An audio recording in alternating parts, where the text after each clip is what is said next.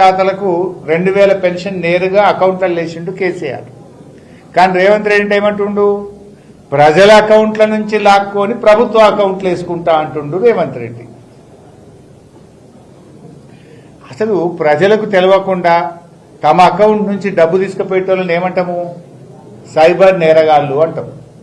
Cyber నేరగాళ్ళు నీకు తెలియకుండా నీ అకౌంట్ల నుంచి పైసలు ఎత్తుకపోతారు. మరి ఇక సైబర్ నేరగాళ్లకు ఈ రేవంత్ రెడ్డికి తేడా ఏందో నాకైతే అర్థమవుతలేదు. నువ్వు డైరెక్ట్ కట్ చేయంటుండు. నేను అంటున్నా, రేవంత్ రెడ్డి ఎన్నికల ముందు మీరు ఏం చెప్పిండ్రు? బాండ్ పేపర్ మీద రాసిచ్చారు. బాండ్ పేపర్ మీద రేవంత్ రెడ్డి స్వయంగా సంతకం పెట్టిండు. డిసెంబర్ నెల నుంచి అవ్వాతాతలకు 4000 పెన్షన్ ఇస్తా అన్నావు. మహాలక్ష్మి కింద మహిళలకు 2500 ఇస్తా అన్నావు. తులం బంగారం ఇస్తా అన్నావు.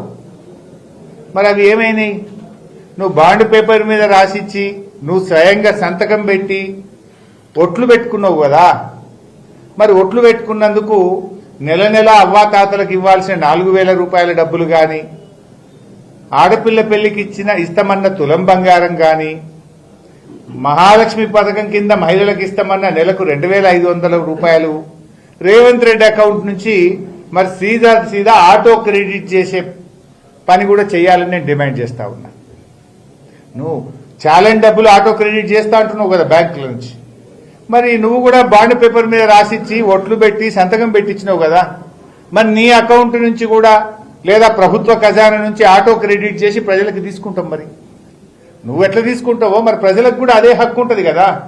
ప్రజలకు బాండ్ పేపర్ మీద రాసిచ్చి సంతకం పెట్టి ఒట్లు పెట్టి నువ్వు మాట ఇచ్చినప్పుడు మరి ఆటో క్రెడిట్ ప్రజలకు కూడా ఇవ్వాలి. 4000 పెన్షన్ ఇవ్వాలి, మహాలక్ష్మి 2500 ఇవ్వాలి, college fees reimbursement SC ST BC విద్యార్థులకు ఇవ్వాలి, అక్క చెల్లెళ్లకు తులం బంగారం ఇవ్వాలి. ఇది కూడా ఆటో క్రెడిట్ పెట్టుకుందాం. మరిగా నీ రేవంత్ రెడ్డి అకౌంట్ నుంచి పెడదామా, గవర్నమెంట్ అకౌంట్ నుంచి పెడదామా, అది కూడా ఆటో క్రెడిట్ పెట్టు. ప్రజల పైసలు లాక్కోవడానికి ఆటో క్రెడిట్ పెడితే ప్రజలకు ఇవ్వాల్సిన డబ్బులకు కూడా ఆటో క్రెడిటే పెట్టాలి కదా.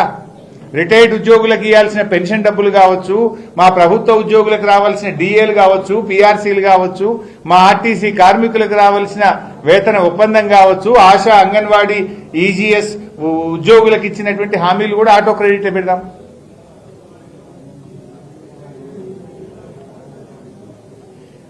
ఇది झूठा సర్కారే కాదు, లూటీ సర్కార్. బాతో మే झूठा, కామో మే లూట్నా. నిరుద్యోగుల జాబులే కాదు, ప్రజల జేబులు కొట్టేందుకు కూడా రేవంత్ రెడ్డి కుట్ర చేస్తా ఉన్నాడు. నిరుద్యోగుల జాబులు కొట్టేసిండు. మొదటి ఏడాది 2 లక్షల ఉద్యోగాలు అన్నాడు. 3 క్యాలెండర్లు మారినాయి తప్ప ఒక్క జాబ్ క్యాలెండర్ రాలే. రేవంత్ రెడ్డి ప్రభుత్వం వచ్చినాక 3 క్యాలెండర్లు మారినాయి, కానీ ఒక్క జాబ్ క్యాలెండర్ అయితే రాలేదు. ఈయన ఏం చెప్పిండు? మొదటి ఏడాదే 2 లక్షల ప్రభుత్వ ఉద్యోగాలు. జాబ్ క్యాలెండర్ పెట్టి ఎప్పటికప్పుడు జాబులు ఇస్తామన్నాడు. రేవంత్ రెడ్డి గారు నువ్వు వచ్చినాక 3 జాబ్ క్యాలెండర్లు మారినాయి, ఒక్క జాబ్ క్యాలెండర్ వచ్చిందా? 3 క్యాలెండర్లు మారినాయి కానీ ఒక్క జాబ్ క్యాలెండర్ రాలే.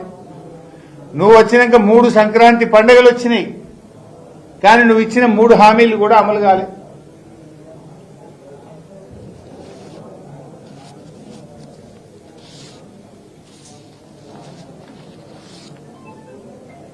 ఈ సంక్రాంతి పండుగకు రైతు బంధు డబ్బులు రైతుల అకౌంట్లలో పడితేని రైతులు ఎంతో ఆశగా ఎదురు చూశారు.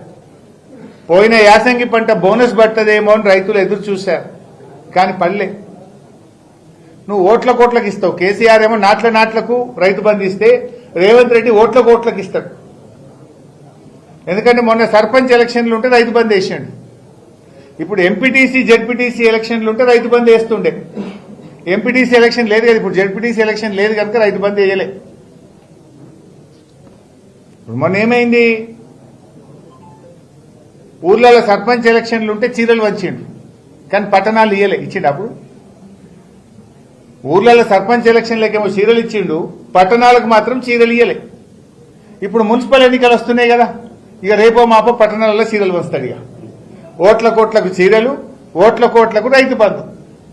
కేసీఆర్ ఏమో నాట్లకు రైతు బంధు, బతుకమ్మకు చీరలు. ఇగో ఇది కాంగ్రెస్ కు బీఆర్ఎస్ ప్రభుత్వానికి ఉన్న తేడా. అంటే ఎన్నికల్లో